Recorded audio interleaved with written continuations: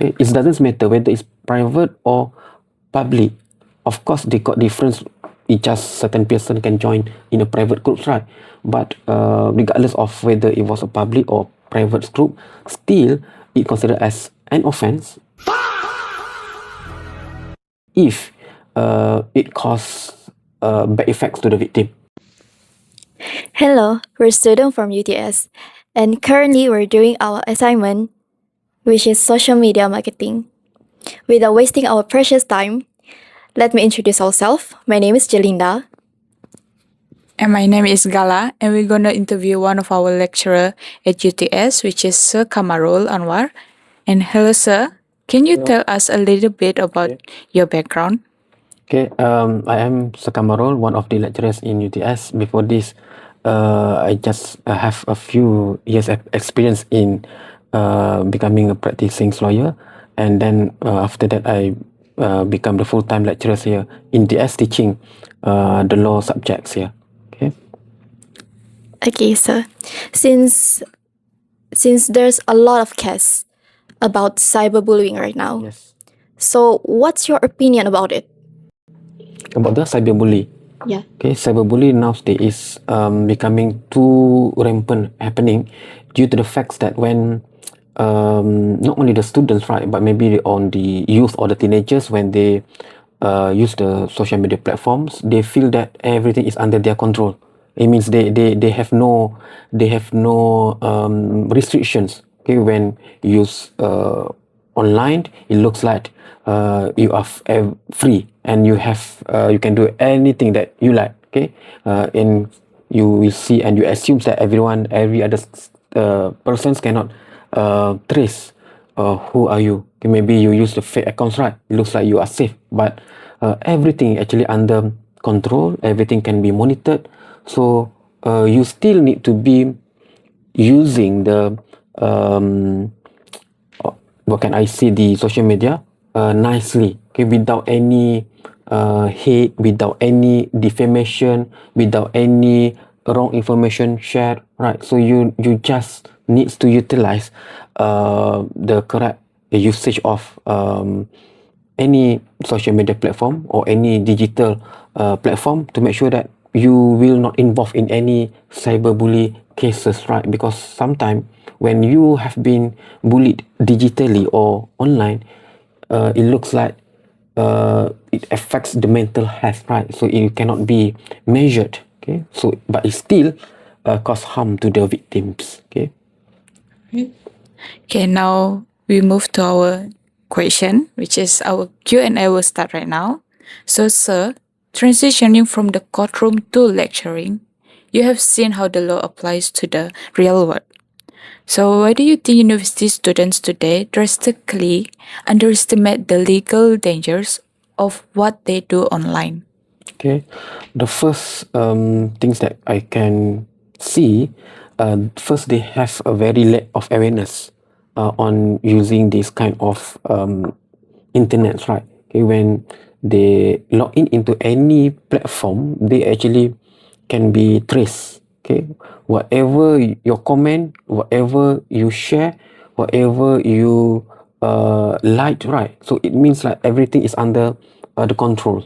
Okay, so it must be based on their intentions why they want to share it, right? Maybe they want to share something quite benefits to others, right? But sometimes the information that you can see on the digital platforms sometimes can be otherwise. If the students wants to have enjoyment or any entertainment, but sometimes you have no enough awareness to aware something that is lacking nowadays, right? So the educations about the ethics must be taken into considerations to make sure that everything must be under the controls. Okay, because nowadays the users looks like too free in using the internet. Okay.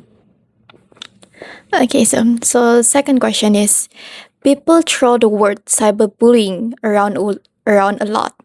Under Malaysian law, where is the exact line between just a joke between friends and a prosecutable criminal offense? Okay. Thank you for the questions. Very good questions on the determining on the issue whether when you have told certain jokes, right, whether it can be acceptable under our legal positions, right?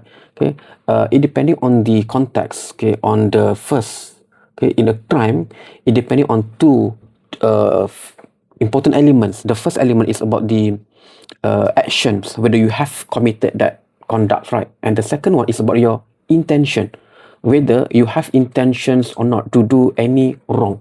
So the second part is this one, intention is quite subjective. When you write something, you type something online, right? I want to hurt him, I want to hurt her, right? So that shows the user have very bad intention. So when you have told something bad to other persons, right, online, so it shows that you are actually doing something illegal. So it's considered as even you are just joking with your friends, right? The important aspect that you need to be considered is the effects to the victim, whether he or she affected with your statement. If no effects, maybe your close friends, right? Normal for them to have a joking, right? But if they are actually affected, their reputation's tarnished, their good name has been affected, and they feel that something wrong happened when someone has published about your personal information whatsoever, right? So it actually affecting the victim. So it's no more joking there. So it will be a crime that possible that can take a legal action against the person who post about that information. So it must be controlled to make sure that the victim have not suffered anything negative when someone has posted any statement online. Okay? All right, thank you, sir, for the answer. So now we're moving to the third question, which is university students practically live in WhatsApp and Telegram groups. So if someone shares a humiliating photo or spreads a rumor in a private group chat, can they still be sued for defamation? Okay, good question about the question about the defamations, right? When someone shares something bad, and it mentions about the private groups, right? Yeah. It doesn't matter whether it's private or public. Of course, they got difference. It just certain person can join in a private groups, right? But regardless of whether it was a public or private group, still it considered as an offense if it causes bad effects to the victim. For example, I take defamations. Okay, they got three elements to prove whether they got that one is under defamations or not. First, there must be a wrong statement. You other person said something wrong, wrong facts. Okay, no truth. Take the first element. Second, it must be published to others. Okay, when you said something, of course, when you post something online, right? It has been published. Even you told the only 3% in the group because the private groups, right? So you told or you share certain information to that group, so it's caused that information to be shared to the third person. So it can be the the third person know about something bad. So it considered as published. So and the third element under defamations, it cause effects to the victim. Okay, not only mental, but also something subjective, as I said just now, the reputations, the good names, right? When someone for example, have a job, right? He suddenly lost his job after that because the information that shared by others affecting the employment, for example, right? Okay, so the employer aware about these facts, then that fact is quite sensitive to be shared to the public, so it can affect the employment for that particular person. So these three elements causing defamations to be established. Okay, I repeat on the it must be shared to the public, telling a wrong statement, and it gives the bad effects to the victim. Okay, so these three elements good enough to establish defamations. Okay, even it was shared in a private group. There was no freedom. I can share this only at this group, so it doesn't affect others. No, still you tell it to the third persons, right? The third person still can screenshot still can forward, still can share, right? So the information can be spread widely. Okay, so don't do that. Thank you. Okay, thank you, sir. So the fourth question is, if someone listening to this podcast right now is the victim of the several cyberbullying or harassment, what is the absolute first step they must take to secure legal evidence before they block the person? Okay, so these questions is for the victims, right? When you have been a victim for the cyberbully cases, what is the first step that you need to do? The first one, don't demolish all the evidence. For example, nowadays, because it concerns about the digital era right now, right? So someone shares something in the WhatsApp, for example, right? Don't delete it. I mean, the victim, when he or she receive the WhatsApp or any message, don't delete it. The deleted message, of course, can be traced after that, right? But it should be a very good evidence for you, because in court they use in a way whereby the judges concern on the very best possible evidence that you can obtain, and you can provide to the court to decide whether someone did something wrong. So the first step, you must make sure that all the information shared to you secured. Okay, do a backup. Okay, WhatsApp messages still can be used as a good evidence in court of law in Malaysia.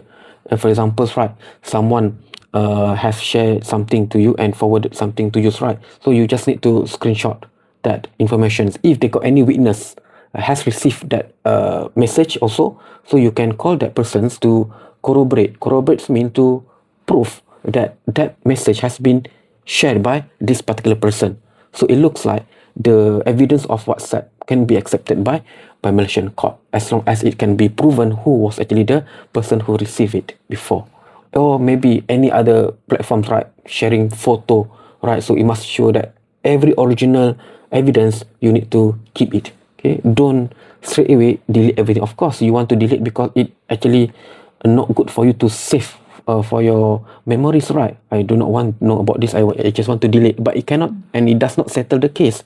You want to take action against that person who did something bad against you, right? So you must make sure that everything is secured under your collection. I mean, you can use it for evidence to take legal action against that particular person who actually cyberbullying you. Okay.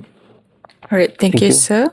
So now, to wrap up our last question, so what is your number one golden legal rule for students to survive the digital age without ruining their careers or getting sued?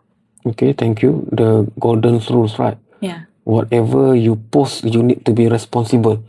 I mean here, you cannot be immune. I want to post something today, don't sue me, cannot, right? Because uh,